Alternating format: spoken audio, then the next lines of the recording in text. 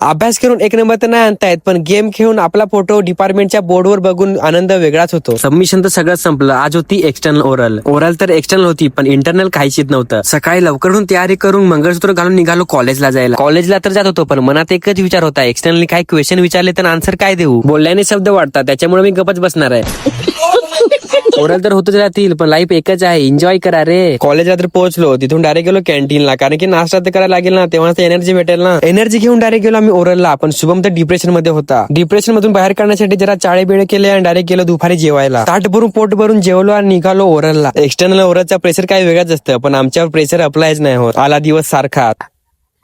Oral तर झाली, काय बोललो मलाच नाही माहित, पण काहीतरी बोलून तर नक्कीच आलोय. होप की बॅक नाही लागायला पाहिजे. बॅक तर लागत राहतील, पण सूर्य पूर्वेलाच उगवेल. अरे कहना क्या चाहते हो. संध्याकाळी डायरेक्ट गेलो जेवायला, पण लाईन एवढी मोठी होती ना, काय सांगू नका. तर गाईज आज होती सफेद खिचडी. तुम्ही कधी सफेद खिचडी खाली का? कॉमेंट मध्ये नक्कीच सांगा. आम्ही तर एकदम पोट भरून खाल्ली. दिवसाची रात्र झाली, पण शुभमचा काही डिप्रेशन कमी नाही झाला. तर गाईज आज के लिए इतना ही. असेच व्लॉग पाहिजेत असतील तर फॉलो पण करून जा. मिलते नेक्स्ट व्हिडिओ में, तब तक के लिए बाय बाय.